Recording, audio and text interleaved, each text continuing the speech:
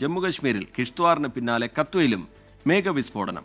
മിന്നൽ പ്രളയത്തിൽ 7 പേർ മരിച്ചു. നൂറുകണക്കിന് ആളുകളെ കാണാതായ കിഷ്ത്വാറിൽ 4-ാം ദിവസവും രക്ഷാപ്രവർത്തനം തുടരുകയാണ്. ഹിമാചൽ പ്രദേശിലെ മാണ്ടിയിൽ 3 മിന്നൽ പ്രളയം നാശം വിതച്ചു.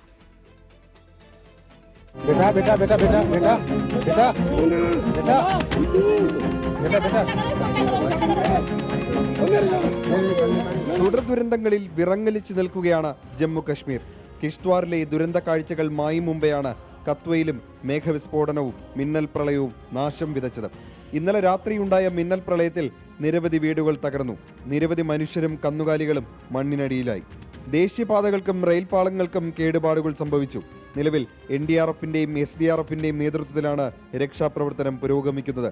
കേന്ദ്ര ആഭ്യന്തരമന്ത്രി അമിത്ഷാ ജമ്മു കശ്മീർ ലഫ്റ്റനന്റ് ഗവർണറുമായി സംസാരിച്ചു. കിഷ്ത്വാറിലെ ദുരന്തഭൂമിയിൽ 4-ാം ദിവസവും രക്ഷാപ്രവർത്തനം തുടരുകയാണ്. സൈന്യത്തിന്റെ നേതൃത്വത്തിലാണ് രക്ഷാപ്രവർത്തനം. ദുരന്തഭൂമിയിൽ വന്നടിഞ്ഞ വലിയ പാറകൾ നിയന്ത്രിത സ്ഫോടനത്തിലൂടെ പൊട്ടിച്ചെടുക്കാനാണ് ശ്രമം നടത്തുന്നത്. ഡ്രോണുകളും കടാവർ നായ്ക്കളെയും ഉപയോഗിച്ചുള്ള തെരച്ചിലും തുടരുകയാണ്. ഇതിനിടെ ഹിമാചൽ പ്രദേശിലെ മണ്ടിയിലും മിന്നൽ പ്രളയം നാശം വിതച്ചു. മണ്ഡി ജില്ലയിലെ പനാഴ്സ, തക്കൂലി, നാഗ്വൈൻ എന്നിവിടങ്ങളിലാണ് മിന്നൽ പ്രളയമുണ്ടായത്. ആളപായം റിപ്പോർട്ട് ചെയ്തിട്ടില്ല. മണ്ണിടിച്ചിലിനെ തുടർന്ന് ചണ്ഡീഗഡ് മണാലി ദേശീയപാതയിൽ ഗതാഗതം തടസ്സപ്പെട്ടു. അടുത്ത 2 ദിവസം കൂടി ഹിമാചൽ പ്രദേശ്, ജമ്മു കശ്മീർ, ഉത്തരാഖണ്ഡ് എന്നീ സംസ്ഥാനങ്ങളിൽ ശക്തമായ മഴ തുടരുമെന്നാണ് കേന്ദ്ര കാലാവസ്ഥാ വകുപ്പിന്റെ മുന്നറിയിപ്പ്.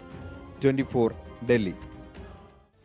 ലോകത്തെവിടെയായാലും ഏത് സമയത്തും 24 വാർത്തകളും ഓഗ്മെന്റഡ് റിയാലിറ്റി പാക്കേജുകളും എക്സ്പ്ലെയിനറുകളും വിശദമായി കാണാൻ ഞങ്ങളുടെ YouTube ചാനൽ നിങ്ങൾക്ക് സബ്സ്ക്രൈബ് ചെയ്യാം.